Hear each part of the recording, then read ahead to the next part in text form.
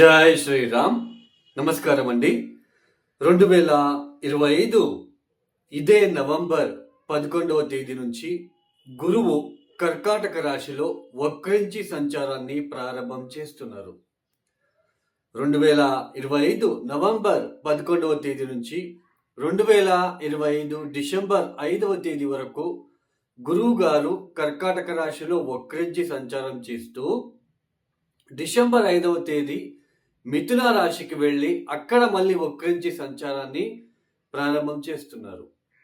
అంటే కర్కాటక రాశిలో వక్రించడం నవంబర్ 11వ తేదీ బిగిన్ అయితే 2026 మార్చ్ 11వ తేదీ మిథున రాశిలో వక్రత్యాగం చేస్తున్నారు. ఈ ఏదైతే వక్రీ గురుగ్రహ సంచారం ఏదైతే ఉందో ఈ వక్రీ గురుగ్రహ సంచారం వలన ద్వాదశ రాశి వాళ్ళకి ఎలాంటి ఫలితాలు రాబోతున్నాయి అని ఒక్కొక్క రాశి గురించి మనం తెలుసుకుంటూ వెళ్దాం. ముఖ్యంగా ఈ ఒక సంవత్సరంలో 2025 మే 14వ తేదీ గురువు గారు వృషభ రాశి నుంచి అంటే వృషభ రాశిని వదిలిపెట్టి మిథున రాశికి వచ్చి సంచారాన్ని ప్రారంభం చేశారు మే 14వ తేదీ. అయితే ఇక్కడ గురువు గారు ఒక రాశిలో సంచారాన్ని చేయడం అనేది అంటే ఒక రాశి నుంచి ఇంకొక రాశికి మారాలి అంటే ఒక సంవత్సరం టైం ఉంటుందండి. ఒక రాశిలో 30 డిగ్రీలు ఉంటుంది. ఆ 30 డిగ్రీల ప్రయాణాన్ని దాటివేయడానికి ఒక సంవత్సరం తీసుకోవాలి.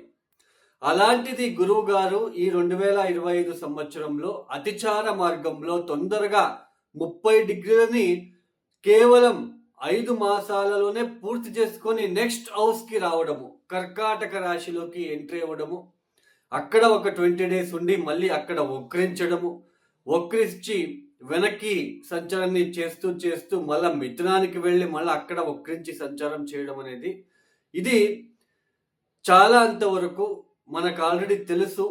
గోల్డ్ మీద మనము ఇంపాక్ట్ ఎలా చూస్తున్నామో, గోల్డ్ మీద బంగారం ధర ఎంత పెరిగిందో మనం ఆల్రెడీ చూస్తున్నాం. ఈ అతిచార సంచారం అనేది 2033 వరకు ఇలానే కొనసాగుతూ వెళ్తూ ఉంటుంది. అంటే గురువు గారు 5 మాసాలకే నెక్స్ట్ హౌస్కి రావడము, అక్కడ ఒక 20-25 డేస్ ఉండి మళ్ళీ వక్రించడము, మళ్ళా 25 డేస్ తర్వాత వక్రిస్తూ వెనక్కి వెళ్ళడము. సో ఇలాంటిది 2033 వరకు ఉంటుంది.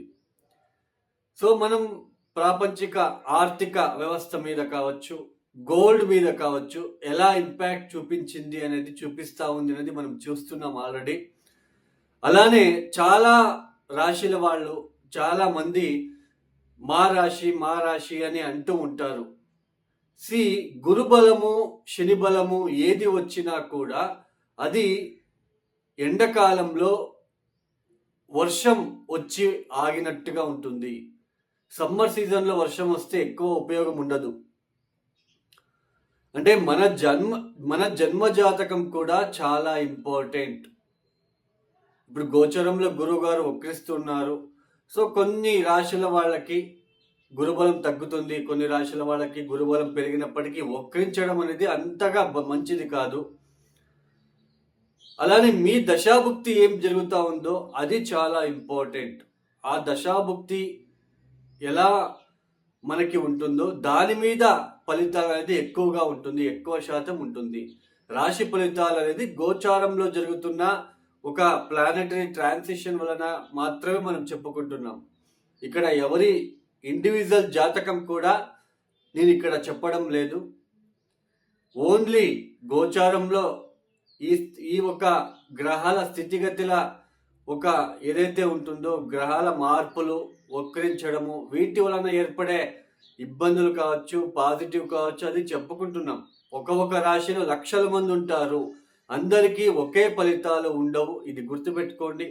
ఇక అలానే ఒక ప్లానెట్ ఒక ఇంటి నుంచి ఇంకొక ఇంటికి అంటే ఒక రాశి నుంచి ఇంకొక రాశికి మారినప్పుడు అష్టకవర్గ బిందువులు ఎన్ని ఇచ్చారో ఆ హౌస్కి అనేది కూడా మనం చూసుకోవాలి, లేదంటే మనకి ఫలితాలు అర్థం కాదు. ఇక ఒక రాశి గురించి మనము చెప్పుకుంటూ వెళ్దాం. ఇక మీన రాశి వాళ్ళు ఈ మీనరాశి వాళ్ళు ఆల్రెడీ చాలా ఒడిదుడుకులు ఫేస్ చేస్తూ వస్తున్నారు. జన్మరాశిలో శని సంచారం జరుగుతూ ఉంది. చాలా ఇబ్బందులు పడుతూ అక్కడ భార్య భర్తల మధ్య, ఇక్కడ ఇంట్లో,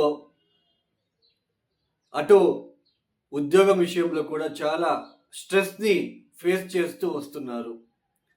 ఈ 2025 మే 14వ తేదీ గురువు చతుర్థానికి వచ్చి సంచారాన్ని ప్రారంభం చేశారు. మిథున రాశికి వచ్చి సంచారాన్ని ప్రారంభం చేశారు. ఈ చతుర్థ స్థానంలో కూడా చాలా వరకు ఆ కంఫర్ట్ విషయంలో, అటు ఉద్యోగం విషయంలో బ్యాలెన్స్ చేయలేక, హ్యాపీనెస్, గృహపరమైన విషయాలలో వాటిపైన ఎక్కువ ఒడిదుడుకులు, ఇబ్బందులు మీరు ఫేస్ చేస్తూ వస్తున్నారు.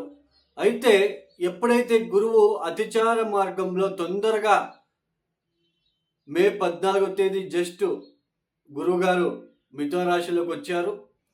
మొన్న అక్టోబర్ 18కి పంచమానికి వచ్చేసారు. అతిచార మార్గంలో కర్కాటక రాశిలోకి ప్రవేశం అయ్యింది. ఎప్పుడైతే గురువుగారి సంచారం పంచమ స్థానానికి వచ్చిందో మొన్న అక్టోబర్ 18 తేదీ నుంచి, అప్పటి నుంచి మీనరాశి వాళ్ళకి ఎక్కడో ఏదో తెలియని చిన్నపాటి పాజిటివ్గా మీరు చూస్తూ వస్తున్నారు.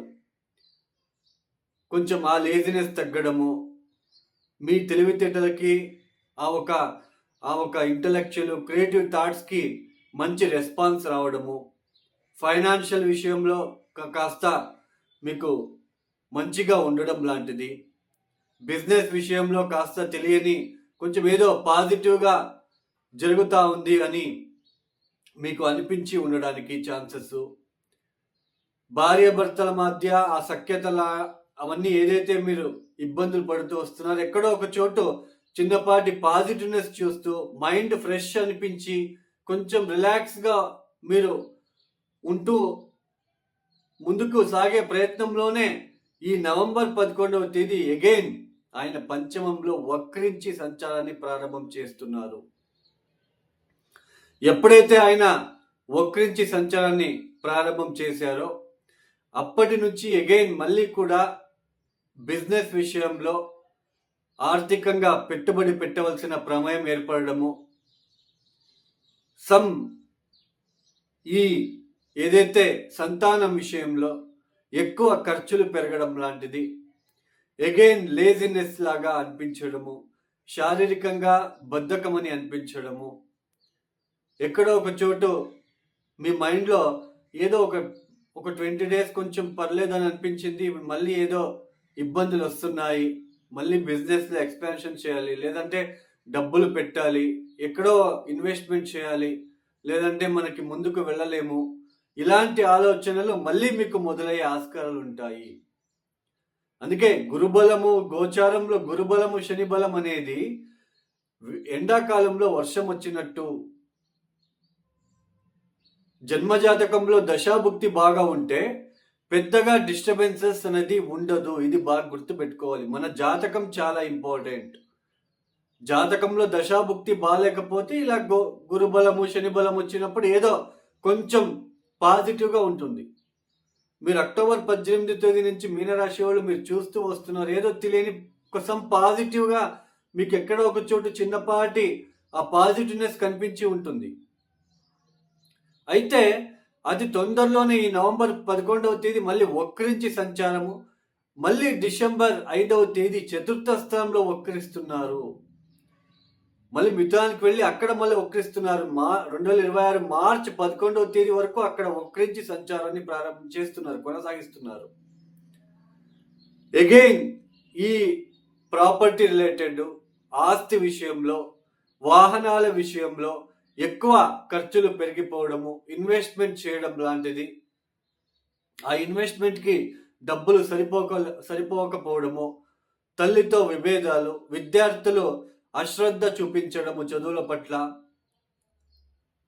ఆ వాహనం వెహికల్ రిలేటెడ్ ఎక్కువ ఖర్చులు, ఎక్స్పెన్సెస్ పెరగడం లాంటిది, అగైన్ మీరు ఇలాంటివి చూడడానికి ఆస్కారాలు ఉంటాయి.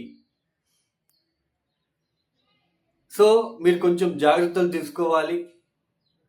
కొంచెం టైం అనేది అంతగా బాగోలేదు కాబట్టి అలానే ప్రేమికుల మధ్య, భార్యాభర్తల మధ్య సఖ్యత లోపించడము, ఆరోగ్యం విషయంలో ఇబ్బందులు, ఇలాంటివన్నీ మీరు చూడవలసిన ప్రమేయాలు మళ్ళీ ఏర్పడుతాయి. కాబట్టి సో మీ జన్మజాతకం కూడా చాలా ఇంపార్టెంట్. దాన్ని కూడా మీరు చెక్ చేసుకోవాలి. గోచారం అనేది జస్ట్ 20%. జాతకం బాగా ఉంటే పెద్దగా డిస్టర్బెన్సెస్ ఉండదు. ఈ మీనరాశి వాళ్ళు ప్రతిరోజు దత్తాత్రేయ ఆరాధన, దక్షిణామూర్తి ఆరాధన, దత్తాత్రేయుడికి రుద్రాభిషేకం లాంటిది చేసుకుంటూ ఉండడానికి ప్రయత్నం చేయండి. ఇక ఈ వీడియో ఎవరైతే చూస్తున్నారో లైక్ చేయండి, షేర్ చేయండి, సబ్స్క్రైబ్ చేసుకోండి. సర్వేజనో సుఖినో భవంతు. ధన్యవాదములు. జై శ్రీ